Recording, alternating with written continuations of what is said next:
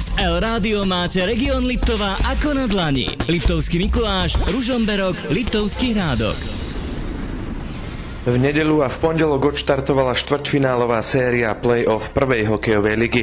Poradie po základnej časti určilo, že tretie Michalovce sa o postup medzi najlepšiu štvorku pobijú so 6. Liptovským Mikulášom. Prvé dva duely sa vďaka konečnému umiestneniu hrali na východe republiky. V tom prvom prekvapujúco udreli Liptáci. Víťazný 6. gól hostí v predĺžení zaznamenal kapitán Juraj Kuric. Som sa rozbehol a išli vlastne striedať dvaja.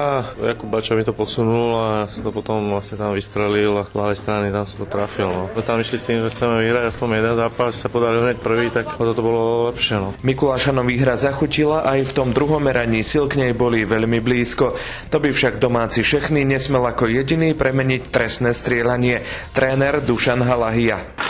Spokojní by sme boli úplne, keby sme aj druhý zápas to trestné sme dotiahli do víťazného konca, ale nie sme nespokojní. Poslednú tretinu v tom druhom zápase sme hrali naozaj dobre a není to teraz o spokojnosti, o nespokojnosti, je to o víťazných zápasoch. Na teraz nerozhodná séria 1-1 hraná na 3 víťazné duely sa presúva na Liptov.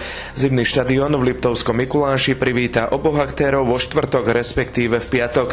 Gólman Matúš Palko. Na domácom ľade sme asi tejto sezóny iba 3-krát prehrali, tak verím, že sa nám to domáce prostredie podarí udržať a môj hrad, verím, že sa to potvrdí. V Michalovciach boli vyše 2000 divákov, keby tu prišla som 1000-1500, tak je to úplne iné. A je to mužstvo, je to akýby 6. hráč na ľade. Dôležitosť silnej podpory z publika si uvedomuje i autor zatiaľ 2 gólov a 3 asistencií v tejto sérii, snajper Lukáš Pavkovček.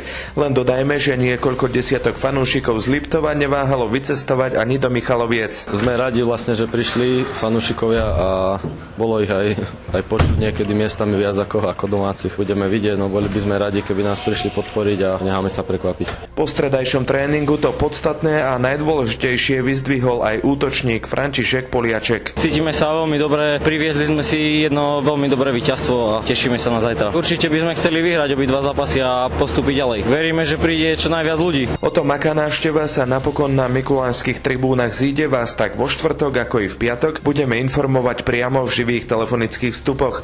Pavol Tomčík, El Rádio. El Rádio žije Liptovom, Liptov žije s El Rádiom.